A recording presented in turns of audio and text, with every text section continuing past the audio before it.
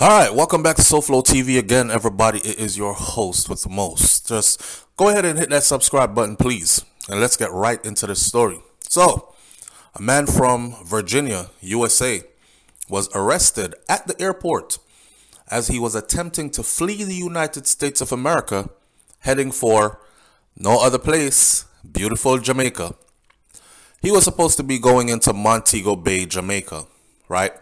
And this issue was surrounding him running from the police in the United States of America because he had just murdered his wife.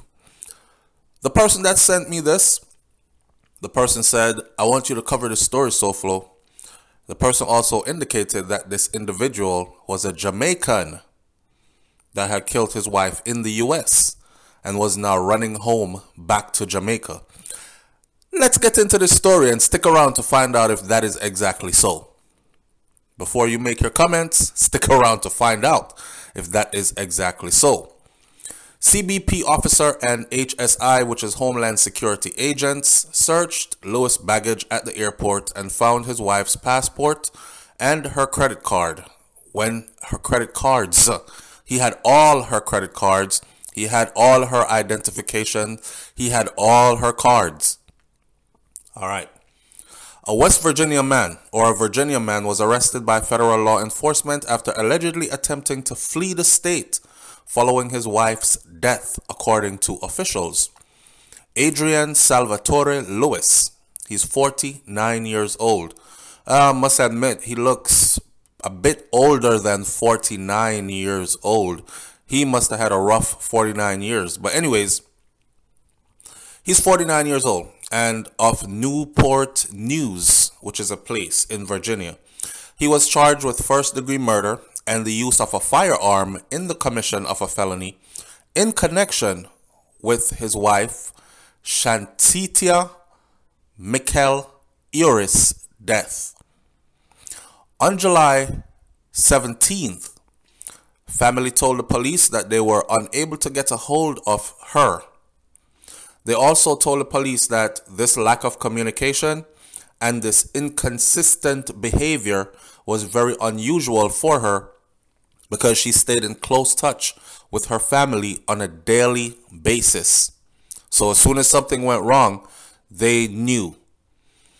I'm guessing they also knew that she was being abused or she had an abusive husband, so they were extra concerned when she went silent. According to police, Eure, which is the wife, she attended church services on Sunday morning at her Gethsemane Baptist Church, which was located at 5405 Roanoke Avenue, around 9 a.m. She left the church with the intent to return on time for the second round of service. However, she never was seen or heard from again. Boy, I don't know how people go to church so often still, 2 times on a Sunday, but I was raised that way myself, and I remember them doing it. We had to go to, you have child services where the children gather, and then child services would lead into main service on a Sunday, and then go home, eat dinner, all that, and go back for evening service. It really happens. So she went for 1 round of service, and she told everybody, I'll be back later for the second round, right? And she never was heard or seen again. Her disappearance prompted investigators to issue a missing person alert because they believed that she was possibly endangered. A Newport News Police Department requested the public's help on July 18th.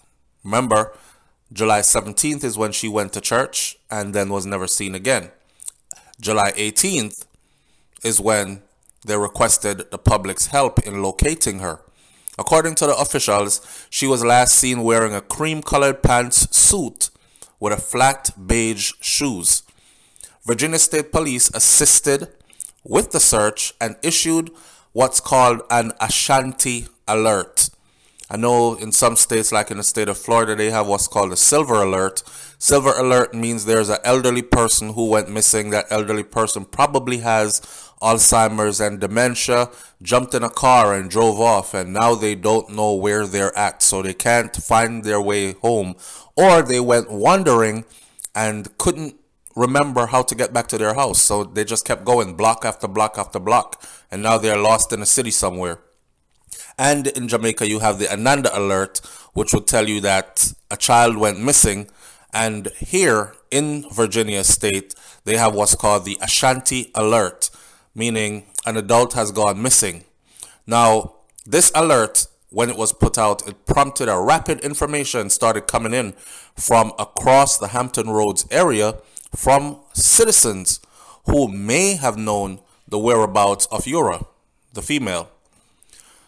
My heart goes out to her, to Mistress Eure's family, especially her children, because she has children, as well as the Gethsemane Baptist Church community. Now, here's the thing. They're saying this is her husband, but I don't know if her children are his. Also, the article did not tell us how many children they had. Anyhow, we're doing everything we can to help to find her and to bring her loved ones some closure, they said. They went straight to closure.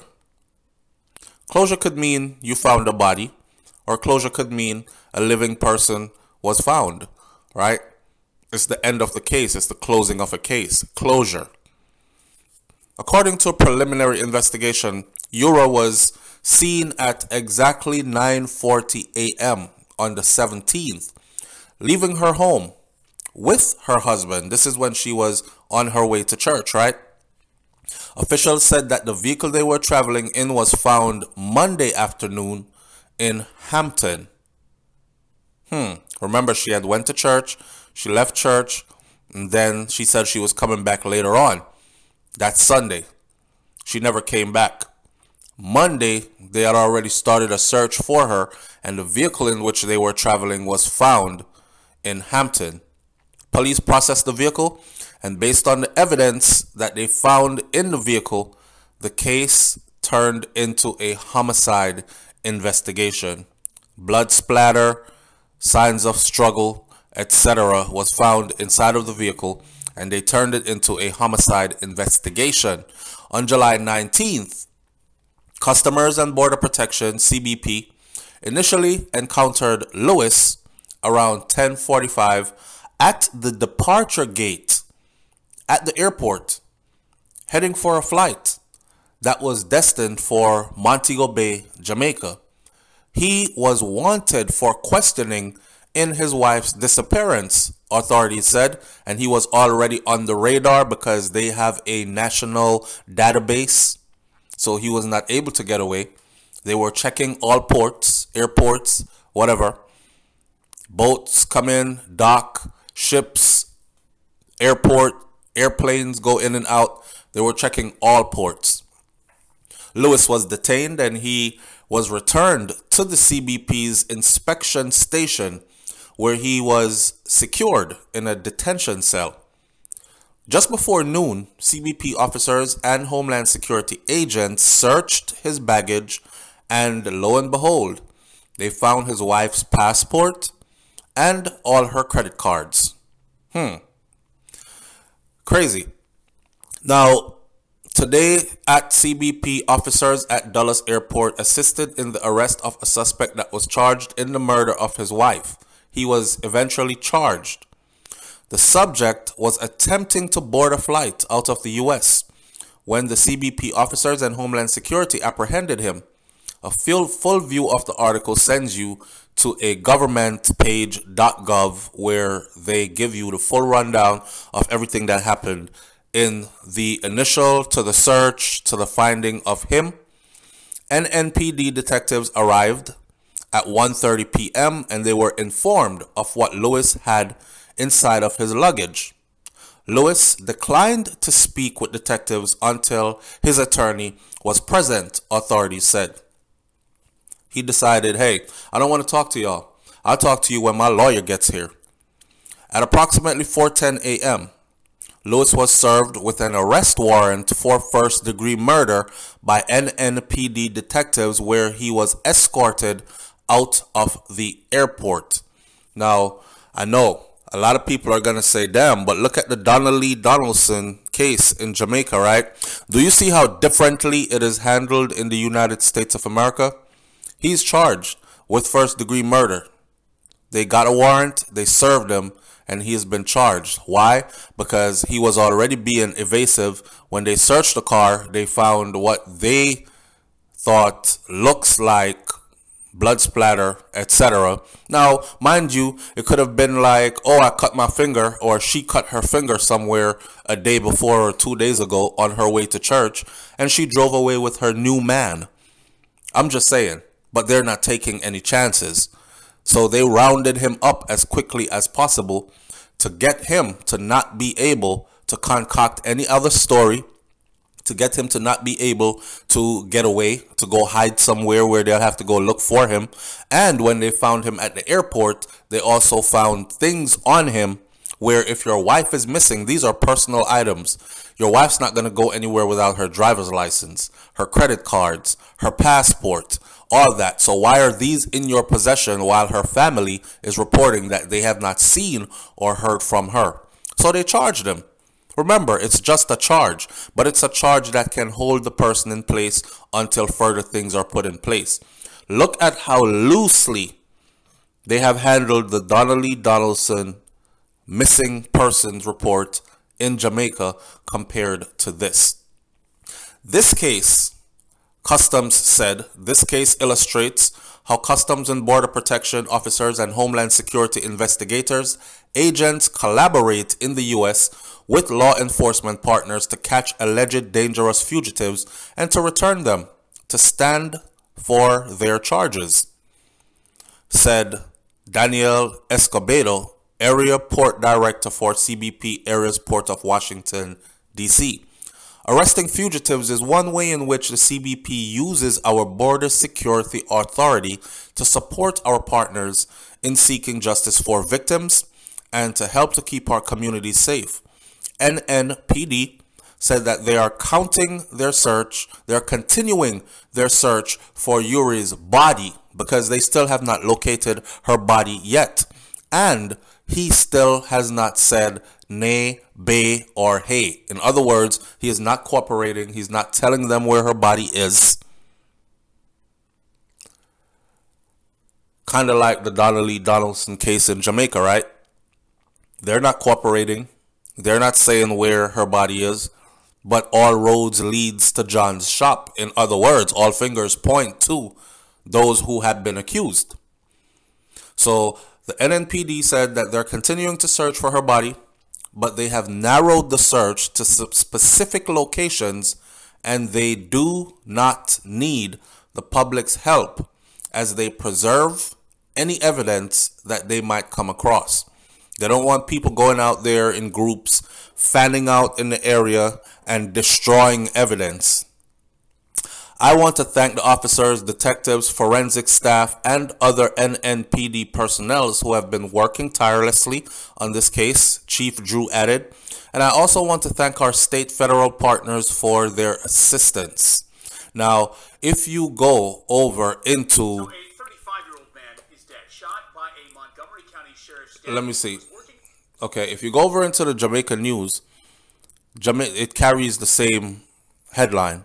I got this story about a week ago, or on the day that it happened, I must say, or the day after it happened.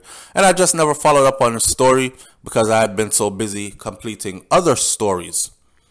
But at the cbp.gov, you will find the entire rundown of the story with a timeline of when, how, where, and all that. One report is saying she was stabbed to death, but he also had a gun on him while he was committing the crime. So I don't know if she was shot to death or she was stabbed to death. They won't know because they still have not located the body yet. Lewis refused to speak with detectives without his attorney so far, which is his given right. Right? So he's holding on in secrecy. And we must remember that criminal charges are merely allegations. Defendants are presumed innocent until they are proven guilty in a court of law. That's where we're at with this particular case. Now, for the people who are wondering, so is he Jamaican? Is this a Jamaican man that killed his wife in the U.S. and was running back to Jamaica? And the answer to that is no. I don't know if he has ties to Jamaica, but all government information that has been released so far speaks nothing of him having any ties to Jamaica. It only speaks of him trying to get away. And I guess he figured that the best place to run to would have been Montego Bay, Jamaica. CBP says on a typical day last year, they processed more than 650,000 arriving travelers at our nation's airports, seaports, and land boarding and crossing. And officers and agents arrest on average 25 wanted criminals every single day. So they're very much on top of their job, and their strategies are very much working, right? 650,000 people processed at borders and ports, and 25 criminals arrested on a daily basis. These are criminals who are on the most wanted list, whether it's of different nations who are asking them to please look out at your borders. This person might be trying to get into your country, or it's criminals wanted inside of the U.S. who are trying to flee to places like Jamaica, Haiti, wherever else they feel like they can get away from justice from, right? The National Crime Information Center is a centralized, automated database designed to share information among law enforcement agencies, including outstanding warrants for a wide range of offenses. CBP officers review passenger manifest of arriving international flights and identify travelers with outstanding arrest warrants on a wide range of charges, including homicide, fraud, larceny, robbery, narcotics distribution, sexual child abuse, and child pornography, and all these things. So when you go at the airport to go get ready to get on your flight, and you see them scan your stuff, your passport, it's an international flight, so you will be required a passport in most cases. When they scan your stuff goes into this national criminal database. And if it pops up, red flag. That red flag could be for any one of these charges. He's wanted in another state for homicide. He's wanted in another state for lotto scamming, fraud. He's wanted in another state for robbery. He's wanted here for narcotics distribution. He's wanted here for child pornography, or he's wanted here for child abuse, etc., etc. Even child support. There's a warrant out for this individual because he has failed to pay child support in about 1 year, and he was supposed to be paying $500 a month, and now he's in arrears, $500 times 12. It's the end of the year. He's trying to get out of here, and we have to stop him right here. And they will stop you, and they will arrest you right there at the airport. So yes, tragic situation. No, they have not found her body yet, but they're zeroing in on it, as they say. And also, nope, I don't believe that he is a Jamaican. However, Jamaica. All right, so there's a short follow-up to this story, right, about the female in this case whose body still has not been found. So I went to go look just to see if they had found her body, and maybe I had missed it.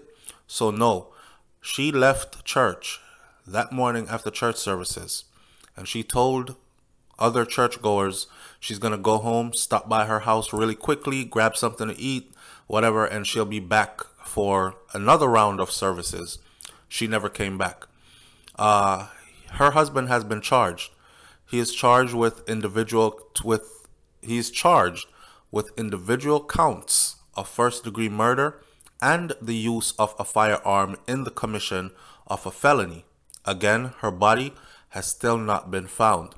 We're doing everything we can to find her and to bring her loved one some closure, said the Newport Police Chief, Steve Dew. It was unclear if Lewis had entered a plea on any of the two charges that he faces, and he is being held without bond. That means he cannot get bail. He cannot come out on bail. Again, look at the Donna Lee Donaldson case in Jamaica compared to how they're handling this case right here. They have not located this woman's body. However, her husband is unable to get bail. He's held without bond. An online search trying to find out who his attorney might be reveals no names.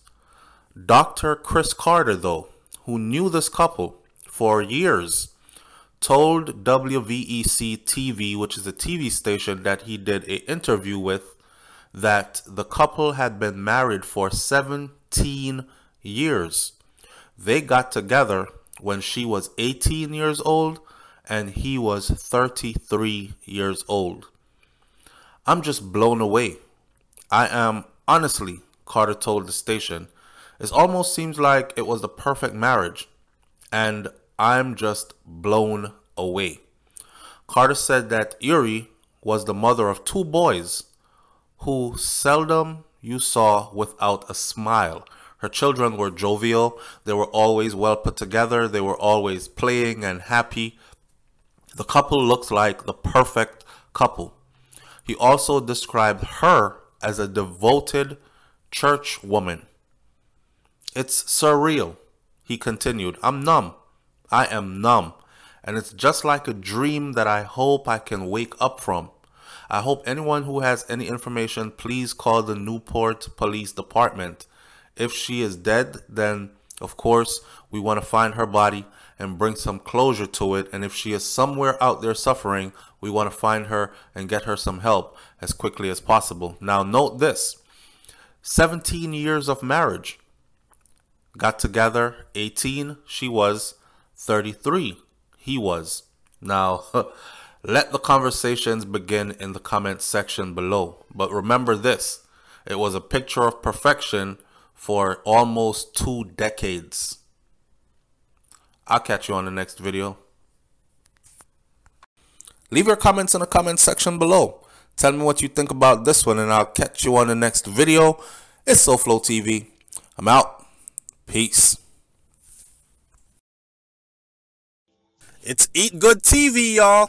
If you like Jamaican food, but you're struggling to cook it the right way, then here's a channel that gives it to you step by step. You are guaranteed to be able to cook Jamaican food like a real Jamaican from this channel called Eat Good TV. Go over to Eat Good TV, hit that subscribe button, and try cooking one of those meals. She is real calm about how she does her stuff, and she makes sure that you get all the ingredients right. Eat Good TV. Hit that subscribe button over there and tell them SouFLoTV sent you. I've cooked a couple of meals off of Eat Good TV. Not because I can't cook Jamaican food, because I am a Jamaican myself, but because sometimes I like to see something that I like cooked a different way. So nobody tell the ladies that she can't cook, because that is not how you cook it. We all cook it different way. Just go to Eat Good TV, hit that subscribe button, and tell her I sent you.